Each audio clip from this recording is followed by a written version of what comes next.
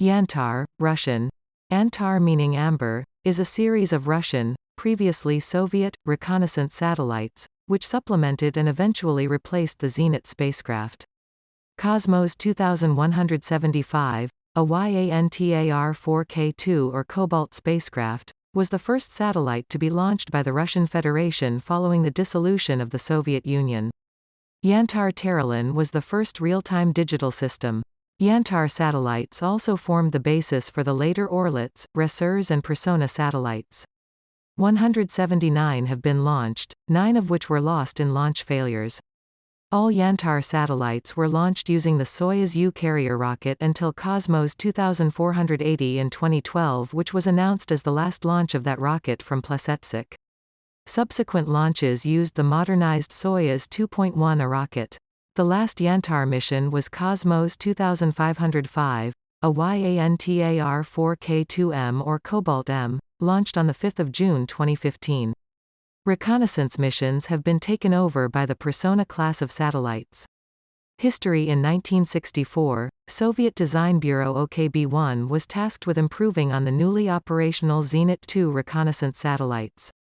They had 3 streams of work: modifying Zenit satellites, a manned reconnaissance craft called Soyuz R, and a new photo reconnaissance satellite based on Soyuz R. The third stream was code-named Yantar, and initially there were to be 2 types, Yantar-1 for medium-resolution imaging and Yantar-2 for high-resolution. In 1967, a new high-resolution satellite was proposed called Yantar-2K.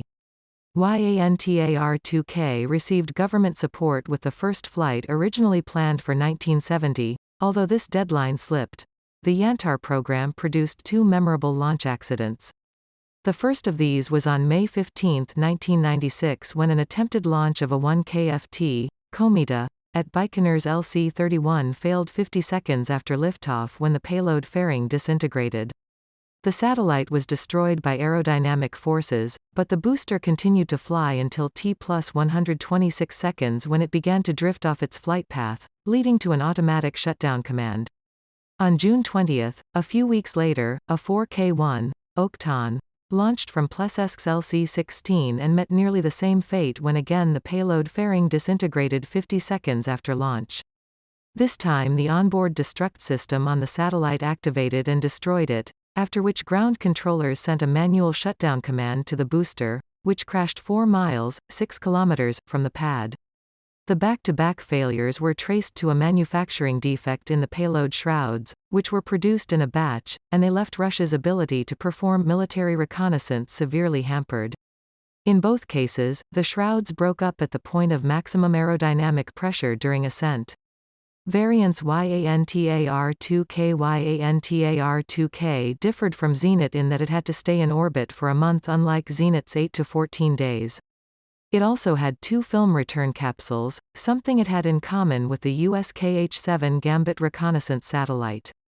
It had 3 parts: the Aggregate Equipment Module, AO, Aggregationy Otsek, the Instrument Module, PO, Priborny Otsek, and the Special Equipment Module, Special Apparatus Module, OSA, Otsek Specjalnoi Apparatory. The Special Equipment Module was the part that returned to Earth at the end of the mission, and contained the ZHEMCHUG-4, Pearl, camera.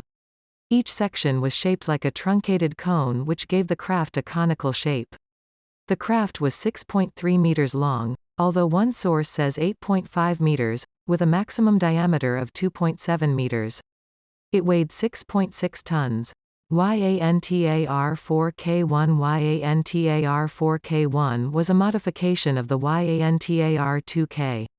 It had a better camera, the ZHEMCHUG-18, and was in orbit for 45 days rather than the 30 days of Yantar-2K.